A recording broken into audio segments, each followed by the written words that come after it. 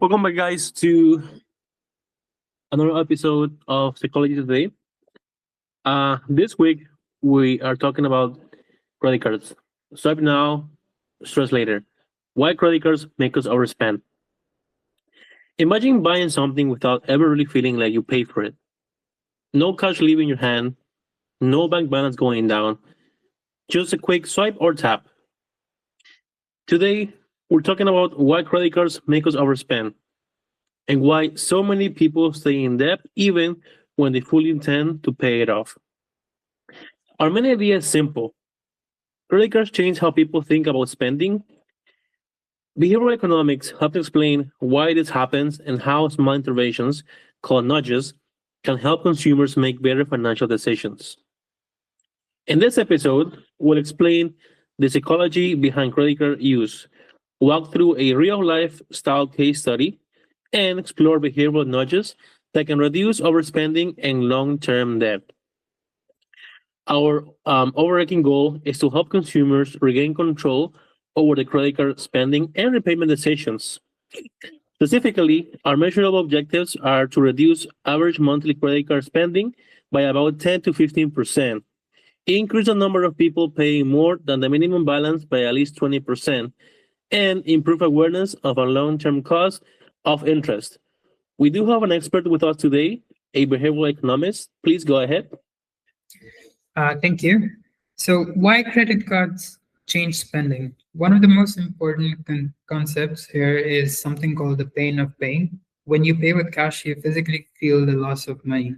The feeling acts as a natural brake on spending. Credit cards delay that feeling. You spend now, but the pain comes later. Decades of behavioral economics research show that people spend more when payment is delayed or less visible, such as while using credit cards instead of cash. So, even if two purchases cost the same amount, the one paid with a credit card often feels cheaper in the moment. I'll call myself Ashley. I'm a student and I got my first credit card thinking I'd only use it for emergencies. But it quickly turned into food delivery, online shopping, and small purchases that didn't really feel serious because I wasn't paying them right away. I always paid the minimum balance, assuming I'd pay more next month. After a year, my balance barely went down, and I was shocked by how much interest I paid. Ashley's experience here highlights several well documented behavioral biases. The first one is the present bias. People prioritize immediate rewards over future costs.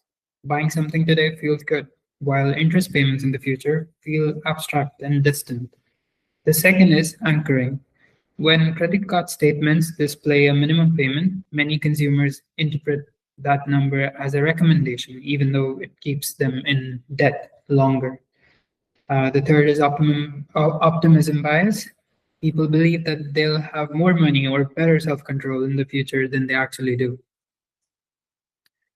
Okay, so this shows that overspending isn't about irresponsibility. It's about predictable human psychology interacting with how credit cards are designed. Our hypothesis is that if credit card users are nudged to experience spending as more immediate and repayment as more visible, then they will spend less and repay more. The rationale is simple.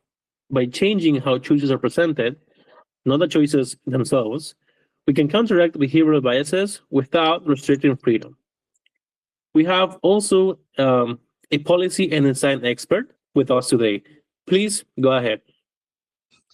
Thank you so much. So, one effective nudge is real time spending feedback. For example, a message that says, this $50 purchase will cost $65 if paid over 6 months. Another nudge is reframing minimum payments. Instead of highlighting the minimum statements, could say, paying only the minimum keeps you in debt for 5 years. Visual tools also help, such as progress bars showing how much of a payment goes towards interest versus the actual balance. If I had seen how little my payments were reducing my debt, I definitely would have changed my behavior earlier.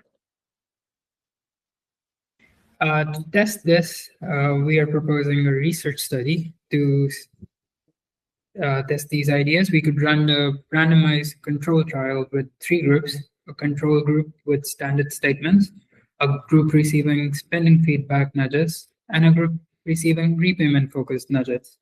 We would measure monthly spending, repayment amounts, and total interest paid over 6 months.